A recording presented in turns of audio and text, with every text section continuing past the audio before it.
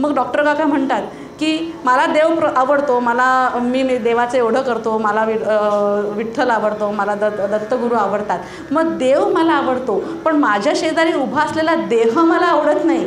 मग तो असं बोलतो, तो तसं बोलतो, मग ह्याचं असं त्याचं तसं, म्हणजे समोर दत्तगुरू उभे आहेत आणि आपण एकमेकांमध्ये गॉसिपिंग करतो. ही काय म्हटली, तिची साडी बघ, हिची साडी बघ. आपण कुठे वाहत चाललो आहे? आपल्याला नक्की काय करायचं आहे? कशासाठी आपण इथे आलो आहोत? मग देव हवा आहे की देहावरती चर्चा हवी आहे? मग देहबुद्धी ते आत्मबुद्धी करावी. म्हणजेच मला जोपर्यंत मी या देहाला धरून आहे तोपर्यंत देव मला मिळणार नाही आहे. आणि जर मला देव हवा असेल तर देहबुद्धी सोडलं तरच तुम्ही सोहळ्यात जाता, आणि सोहळ्यात गेला तरच देव प्राप्त होणार आहे.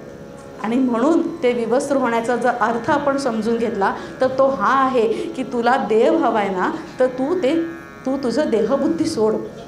आणि जेव्हा देव ठरवतात की आपल्याला या घरात जन्म घ्यायचा आहे, तेव्हा त्या घरामध्ये आपण सुद्धा इथे बसल्यानंतर कुठे बसायचं असेल तर साडी माझी खराब होऊ नये म्हणून मी खुर्ची साफ करते, आणि मग खुर्ची साफ करते, धूळ आहे का बघते, आणि मग मी बसते. इथे तर साक्षात दत्तगुरूंना जन्म घ्यायचा आहे. ते घर पवित्रच असायला पाहिजे. मग ते पवित्र घर होण्यासाठी ते पवित्र करून घेत आहेत. आणि मग त्याच्यासाठी तुम्ही काय करायला हवं तर देहबुद्धी सोडायला हवी. आणि देहबुद्धी सोडली तरच साक्षात दत्ताचा जन्म तुमच्या घरात होणार आहे. मग ते जेव्हा असं सांगतात की तू हे सोड, तिला कळतं की अरे हे कोणीतरी ना नक्कीच माझी परीक्षा घेणारा लोक आलेली आहेत, हे मर्त्य लोकातली माणसं नाही आहेत. मग ती काय करते, ती आतल्या खोलीत जाते आणि कमंडलू असतं ऋषींचं, अत्री ऋषींचं कमंडलू असतं, ते कमंडलू ती घेऊन येते आणि त्या कमंडलूमध्ये अत्री ऋषींचं स्मरण करते आणि स्मरण करून त्याच्यातले पाणी तीर्थ त्यांच्यावरती शिंपडते. त्यांच्यावरती जेव्हा ते तीर्थ शिंपडते ते ताबडतोब ते लहान बाळामध्ये त्यांचं रूपांतर होतं. ते जेव्हा रूपांतर होतं तेव्हा तिला खूप आनंद होतो की माझ्या घरी 3 बाळं आली आहेत. तोपर्यंत अत्री ऋषी घरी येतात, पण त्यापर्यंत तिने घरामध्ये पाळणे लावलेले असतात, त्या पाळण्यामध्ये बाळांना ठेवलेलं असतं. आता विवस्त्र काय, कपडे काय, पैठणी काय आणि साडी काय, त्या छोट्याशा बालकांच्या पुढे, छोट्या बाळांच्या पुढे काय आलं आहे देहबुद्धी.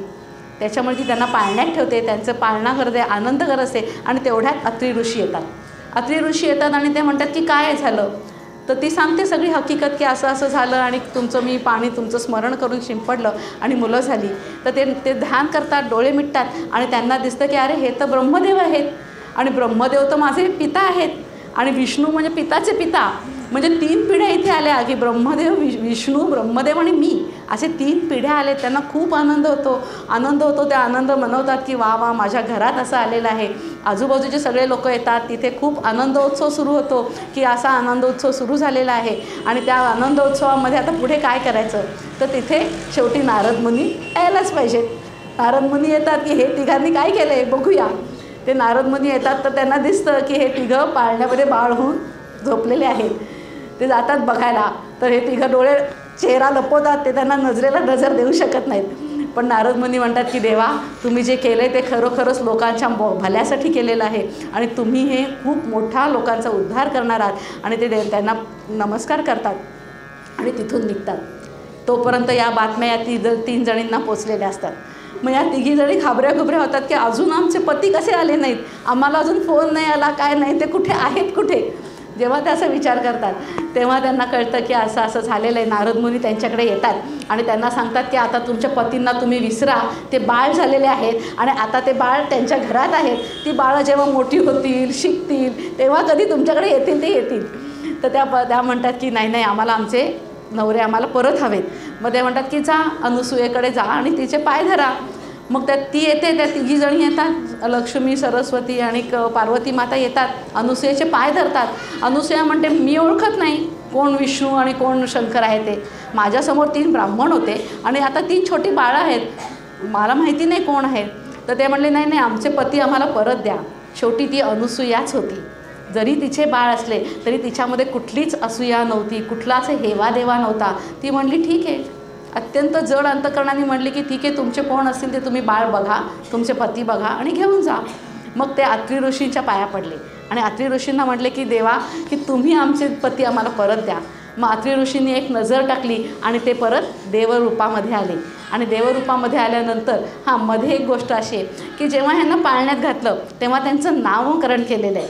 नामकरण करताना या शंकराचं नामकरण दुर्वास असं केलेलं आहे आणि ब्रह्मदेवाचं नामकरण साम म्हणजे चंद्र असं ठेवलं आहे. जेव्हा असं ठेवतात तोपर्यंत विष्णूचं नामकरण ठेवेपर्यंत हे सगळ्या परत तिघीजणी आलेल्या आहेत दरवाजामध्ये आणि आता त्यांना पती हवेत परत आणि त्याच्यामुळे विष्णूचं नामकरण करायचं राहिलं. जेव्हा ते देवरूपात येतात ते देवरूपात आल्यानंतर मग ते तिन्ही देव आपल्या आईवडिलांना नमस्कार करतात आणि ते म्हणतात की तुमच्यामुळे आम्ही आलेलो आहोत. एक गोष्ट मंदाताई असं सांगतात की हे जे 3 देव आहेत शंकर, विष्णू आणि ब्रह्मदेव यांना आई नाही आहे, त्याच्यामुळे ते माता विना आहे आणि मग आई विना भिकारी स्वामी तिन्ही जगाचा. ते म्हणतात की आम्हाला आई हवी आहे आणि मग आईचा आपल्याला अनुभव कसा घ्यायचा तर ती पण एक गोष्ट ह्याच्यामध्ये सांगितली जाते की मग आईचा अनुभव घेण्यासाठी ते ठरवतात की आपण तिघांनी एकत्र कुठेतरी आईच्या पोटी जन्म घेऊया म्हणजे माता काय आहे आपल्याला समजेल. आणि मातृदेवो भव हे आपल्याला वेदामध्ये पण सांगितलं आहे. इतकं महिलांचं तिथे श्रद्धास्थान आहे की मातृदेवो भव. म्हणजे आता मी एक या गोष्टीला सोडून एक वेगळा विषय डॉक्टरकी म्हणून सांगते की जेव्हा आई बाळाला डिलिव्हरी देते, बाळाची डिलिव्हरी होत असते तेव्हा आपल्या हाडाचं जर एक हाड फ्रॅक्चर झालं तर जेवढं दुखेल ना तेवढी कळ ती एका वेळेला घेत असते. आणि बाळाचं डोकं बाहेर येण्यासाठी किमान 7 ते 8 तास कळा आई घेत असते आणि त्या 8 तासाच्या कळा जर आपण मोजल्या तर शरीरातलं एकूण एक हाड फ्रॅक्चर होईल एवढ्या कळा ती सहन करते. पण ही सहनशक्ती देवाने तिला जन्मजात दिलेली आहे आणि ही जन्मजात सहनशक्ती दिली आहे. ही स्त्रीला आपल्यालाच माहिती नसते की माझ्यात केवढी सहनशक्ती आहे आणि एवढी सहनशक्ती आहे, इतकं आहे कारण तिच्यामध्ये सृजनशीलता आहे आणि सृजनशीलता आपण काहीतरी नवीन अंकुर जन्माला घालतोय एवढी ताकद आज स्त्रीला आहे. आणि म्हणून ते देवी महात्म्य आणि देवीचं कौतुक आहे आणि प्रत्येक स्त्रीच्या आतमध्ये ती देवी आहे. आपण प्रत्येकाने हा विचार करायला पाहिजे. जेव्हा आपण गॉसिपिंग करतो आणि एकमेकांबद्दल बोलतो तेव्हा मी हे बोलणं योग्य आहे का? जर माझ्या आतमध्ये देवीचं स्थान आहे, जर माझ्या आतमध्ये सहनशक्ती देवाने दिली आहे तर हे बोलणं योग्य आहे का? हा आत्मपरीक्षण आपल्याला करता आलं पाहिजे. थोडासा विषय बदलला, मी पुन्हा आपल्या गोष्टीकडे येते. तर हे जेव्हा मातृदेवो भव जेव्हा आहे तेव्हा हे देव म्हणतात की आम्हाला आईचं मातृचं काय एवढं महत्त्व आहे आणि आईचं महत्त्व काय आहे हे समजून घेण्यासाठी आपण या आईच्या पोटी जन्म घेऊया. आणि म्हणून ते अनुसूयेच्या पोटी जन्म घ्यायचा निर्णय घेतात आणि त्यांना मातृसुख लाभतं. जेव्हा हे मातृसुख लाभतं तेव्हा आता ते देव झालेले आहेत. ते म्हणतात की दुर्वास जो आहे शंकराचं रूप आहे. दुर्वास असं म्हणतात की मला काय इथे राहायचं नाही, मी काय संसार करणार नाही आहे, तर मला घराच्या बाहेर पडायची अनुमती द्यावी असं दुर्वास म्हणतात. आणि मोठ्या मनाने अत्रि ऋषी आणि अनुसूया त्यांना होकार देते. सामदेव पण असंच म्हणतात की नाही मला हिंडायची आहे आणि मला पृथ्वी प्रदक्षिणा करायची आहे चंद्र बनून आणि लोकांना खूप सुख द्यायचं आहे, समाधान द्यायचं आहे आणि त्याच्यासाठी मला बाहेर पडायचं आहे. त्यालाही मोठ्या मनाने हे दोघं परवानगी देतात. आणि मग ते तिसऱ्या मुलगा आतमध्ये आहे तर मग अनुसूयेच्या खूप पोटामध्ये गोळा येतो की आता माझा हा पण मुलगा जाणार की काय, म्हणजे परत मी जे निपुत्रिक होते मला मुलं झाली आणि आता परत मला कोणी नाही. तेव्हा ते विष्णूचा अवतार म्हणतात की नाही, मी तुम्हाला देऊन टाकलेलं आहे आणि मी तुमचा आहे आणि मी देऊन टाकलं आहे म्हणून मी दत्त आहे आणि म्हणून त्याचं नाव दत्त आहे कारण त्यांनी स्वतःला देऊन टाकलं आहे. आणि मग ते म्हणतात की आता मी देऊन टाकलं आहे ना, आता मी काय करायचं ना हे तुम्ही ठरवा कारण मी तुमचा झालेलो आहे आणि मला आता तुमच्याशिवाय कोणी नाही आहे. आणि म्हणून आपण दत्त जे म्हणतो ते त्यांनी देऊन टाकलेलं आहे. आणि मग जेव्हा हे म्हणतात की काय आपलं कार्य आहे तर ते म्हणतात की मी ब्रह्मचारीच राहणार आहे आणि आम्ही या उद्देशाने अवतार घेतलेला आहे की आम्हाला या जगातलं अज्ञान दूर करायचं आहे आणि अज्ञान दूर करण्यासाठी आम्ही जन्म घेतला आहे. तर मी त्याच्यासाठी मी त्याचं काम करणार आहे आणि म्हणून त्याला गुरु असं म्हटलेलं आहे आणि म्हणून ते गुरु झाले आहेत. मग कोणाचे पुत्र आहेत तर अत्रि ऋषींचे आहे म्हणून ते अत्रेय आहेत. म्हणून दत्त आणि अत्रेय ते दत्तात्रेय झाले आहेत आणि म्हणून त्यांना आपण दत्तात्रेय म्हणतो. आणि मग ते दत्तात्रेय जे आहेत ते सद्गुरू आहेत, कारण ते अज्ञानाचं हरण करण्यासाठी आले आहेत. ते अज्ञान, जोपर्यंत आपल्यामध्ये अज्ञान आहे त्याचं हरण करण्यासाठी ते आले आहेत आणि म्हणून ते सद्गुरू आहेत. आणि मग अवधूत म्हणजे काय, की जे वैराग्याने भरलेले आहेत, विवेक आणि वैराग्य हे ज्याच्यामध्ये त्यांनी भरले आहे असे जे आहेत ते अवधूत आहे. आणि म्हणून दत्ताचं आपण करताना नेहमी म्हणतो की अवधूत चिंतन श्री गुरुदेव दत्त. मग श्री हा शब्द कसा आहे, तर श्री हा ईश्वरवाचक आहे, कारण हे ईश्वरच आहेत ना. मग औदार्य, ऐश्वर्य हे सगळं जे मिळून आहे त्याला श्री म्हणतात. आणि म्हणून ते श्री गुरुदेव दत्त, गुरुदेव दत्त अवधूत चिंतन श्री गुरुदेव दत्त. आणि असे हे आहेत ज्यांचं आपल्याला हे जन्माची कथा आहे. मग जेव्हा हे होतं तेव्हा मग आता जेव्हा दत्त असे म्हणतात की आता मी इथेच थांबणार आहे, मग जाता जाता दुर्वास असं म्हणतात की आता मला इथं जन्म दिलेला आहे ना, मग मी आईबाबांचं काहीतरी ऋण म्हणून मी काय करायचं, तर मी माझे 2 हात या माझ्या भावाला देतो आणि मग माझ्या छायारूपाने मी इथे मूर्ती ठेवतो. आणि म्हणून मग ते 2 हात जे शंकराचे आहेत त्याच्यामध्ये काय आहे, तर आयुधं आहेत त्याची. आणि ती आयुधं, शंकराची आयुधं, एका हातामध्ये डमरू आहे, एका हातामध्ये त्रिशूळ आहे. नंतर सामदेव पण असंच म्हणतात की मी पण माझे 2 हात देतो. आणि म्हणून श्री दत्ताला 6 हात झालेले आहेत. आणि त्या 2 हातामध्ये त्यांचं नाम जपमाळ आहे आणि कमंडलू आहे. असे ते 6 हाताचे श्री दत्त आपल्यासमोर आहेत आणि त्याचं आपण हे चिंतन करत आहोत. मग आता ह्याच्यामध्ये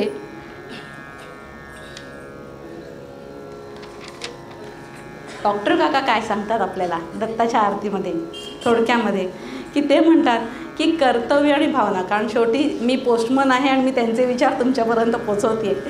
तर त्यांनी असं सांगितलं आहे की आपण हे जे काय करतो पूजा आरती, हे भक्तिभाव वाढण्यासाठी आवश्यक आहे, कारण भक्तीशिवाय भगवंत नाही.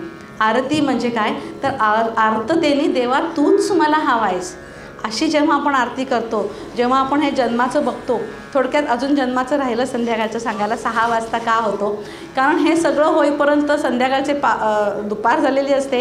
आणि मग जेव्हा या दुपारपर्यंत या सगळ्या घडामोडी होतात, हे सगळे येतात, देवी येतात, हे सगळं होईपर्यंत ती म्हणते की आम्हाला आमचे पती द्या, हे सगळं होईपर्यंत 6 वाजतात. आणि 6 वाजता मग हे 3 जेव्हा देव जातात की आम्ही आमची छायारूपाने आम्ही आमची मूर्ती ठेवतो आहे. आणि म्हणून त्या दत्ताला 3 जे ब्रह्मा विष्णू महेश आणि 6 हात हे इथपर्यंत 6 वाजतात. आणि म्हणून 6 वाजता दत्त जन्म आपण मनवतो आणि त्याचा आपण आत्ता पाळणा केला. माझं खूप महदभाग्य आहे की या पाळण्याला मला आज इथे उपस्थित राहता आलं. कदाचित दत्तगुरूंनी बोलवून घेतलं असावं तुमची इच्छा. तर हे अशा पद्धतीने 6 वाजता आपण त्याचा जन्मोत्सव करतो. मग ह्याच्यामध्ये जेव्हा आपण हे सगळं करतो आहे समारंभ, या समारंभामध्ये सगळ्यात महत्त्वाचं काय आहे, तर डॉक्टर काका असं सांगतात की कर्तव्य आणि भावना ह्याच्यामध्ये गल्लत नाही करायची. आत्तापर्यंत जेव्हा आपण अवधूत चिंतन करतो आहे तर अवधूतमध्ये विराग आहे, वैराग्य आहे. आणि वैराग्य म्हणजेच आसक्ती नाही. मग आसक्ती कशात नाही आहे, तर आपल्याला सगळ्या गोष्टीत आसक्ती आहे. माझा सगळ्यात पहिल्यांदा मी, माझा देह ह्याच्यामध्ये आसक्ती आहे. त्याच्यानंतर माझं सगळं काय मी कमावलं आहे, माझी गाडी, माझ्या पदव्या, मी डॉक्टर आहे, मी अमुक आहे, मी अमुक करते, या सगळ्या गोष्टींमध्ये आपण आसक्तीने अडकलेलो आहोत.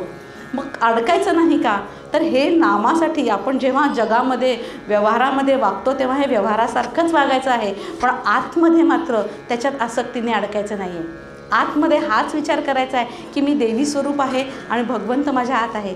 आणि मग आपल्याला भगवद्गीतेत तेच सांगतात की प्रत्येकाच्या हृदयामध्ये ईश्वर आहे. आणि हा विचार आपण कधीच विसरायचा नाही आहे. हा विचार करून जेव्हा आपण करू तेव्हा कर्तव्य जे माझं आहे ते करायचंच आहे. आणि मग कर्तव्य म्हणजे काय, तर मग तो प्रत्येकाचा धर्म आहे. मग माझा धर्म काय, मग माझा आई म्हणून धर्म काय आहे, पती म्हणून धर्म काय आहे, मी पत्नी म्हणून माझा धर्म काय आहे, हा धर्म समजून घेणं. आजकाल धर्म म्हटलं की फक्त हिंदू धर्म आणि कुठेतरी विषय वेगळा वाढत जातो, तिथे आपल्याला जायचं नाही. स्वधर्म कुसुमांची लीळा, स्वधर्म माझा काय आहे आणि तो स्वधर्म मी पाळते का, हे खूप महत्त्वाचं आहे. आणि तो स्वधर्म म्हणजेच माझं कर्तव्य आहे. मग माझं कर्तव्य मी चोख करते का, आणि ते जर माझं कर्तव्य मी चोख करत असेल तर ते कर्तव्य भगवंताच्या चरणी नक्कीच रुजू होणार आहे. आणि ते बघताना मग तिथे त्याच्या पाठीमागे भावना पाहिजे की जिथे जिथे भाव आहे तिथे देव आहे. आणि मग ही आपण जेव्हा आरती म्हणतो, आपण जेव्हा हे पाळणा म्हणतो, ह्या सगळ्यामध्ये माझं भावना किती आहेत आणि त्या भावनेच्या पाठीमागे मी माझं कर्तव्य करून आले का, हे खूप महत्त्वाचा विचार आत्मपरीक्षण आपल्याला करायचं आहे. ते झाल्यानंतर जेव्हा जय जयकार आपण भगवंताचा करतो, त्या जय जयकारामध्ये सुद्धा माझा अहंकाराचा लय करायचा आहे मला. कारण मला देवाचा जय जयकार करायचा आहे, मला इतरांचा जय जयकार करायचा आहे आणि देवाचा करताना माझ्या शेजारी उभ्या असलेल्या देहाचा पण मला करायचा आहे. माझा नाही, जिथे माझा येतो तिथे अहंकार येतो. पण माझ्या शेजारी ही उभी आहे आणि ती किती चांगली आहे असा जेव्हा मी विचार करते ना, तेव्हा तिच्यातले निगेटिव्ह विचार आपल्या मनात येत नाहीत. नाहीतर आपण निगेटिव्ह विचारामध्ये आणि नकारात्मक विचारामध्ये अडकलेलो असतो. त्या नकारात्मक विचारातून बाहेर पडायचं असेल तर आपल्याला हा दत्त जयंतीचा उत्सव आहे की मी किती सकारात्मक विचारांनी याच्याकडे बघायचं आहे आणि माझ्या जीवनाकडे सकारात्मक विचारांनी बघून मी माझ्या जीवनामध्ये ते कसं अंमलात आणायचं आहे. कारण परमार्थ हा आचरणाचा आहे. नुसतेच 101 वेळा पारायण केली आणि 101 वेळा आरती केली म्हणून परमार्थ होत नाही. ते फक्त वाचनापुरतं होतं आणि ते आतमध्ये रुजत नाही. कुठलंही तुम्ही जर कधीही शिवगडला आलात आणि डॉक्टर काकांचं प्रवचन एक जरी ऐकलं तरी प्रत्येक वेळी डॉक्टर काका हेच सांगतात की परमार्थ हा विचारांचा आहे आणि आचरणाचा आहे.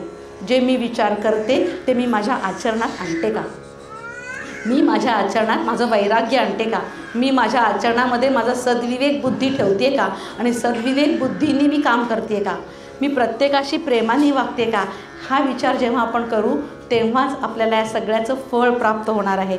आणि सगळ्यात महत्त्वाचं शेवटचं म्हणजे आपण स्वरूपाचा विचार करायचा आहे. आपण प्रत्येक वेळी रूपाकडे बघतो आणि रूपामध्ये अडकायचं नाही आहे. रूपाच्या पाठीमागे असलेलं निर्गुण निराकार स्वरूप जे आहे ते स्वरूप मी आहे इथपर्यंत आपल्याला पोचायचं आहे. आणि जेव्हा आपण निर्गुण निराकार स्वरूपापर्यंत पोचतो तेव्हाच आपल्याला या सगळ्या समारंभाचा खरंच अर्थ प्राप्त झाला आणि माझं जीवनाचं कल्याण झालं, माझं हित साध्य झालं असं त्याच्यातून निष्पन्न होतं. आणि हा विचार करूया की मी प्रत्येकाच्या स्वरूपापर्यंत पोचते का. जेव्हा मी प्रत्येकाच्या स्वरूपापर्यंत पोचते, प्रत्येक व्यक्तीमध्ये मला हरी दिसतो, तेव्हा तो हरी एकच आहे हे अनुभव येतो. जोपर्यंत मला प्रत्येकाच्यातला हरी दिसत नाही ना तोपर्यंत तो एकच आहे हा अनुभव येत नाही. आणि आपल्याला एकमेव तत्वापर्यंत पोचायचं आहे आणि ते एकमेव तत्व माझ्या हात आहे, जे तुमच्या हात आहे, इथपर्यंत आपल्याला पोचायचं आहे. आणि हा विचार घेऊन आपल्याला घरी जायचं आहे. मला वाटतं आपण या विचारावरती इथेच थांबूया.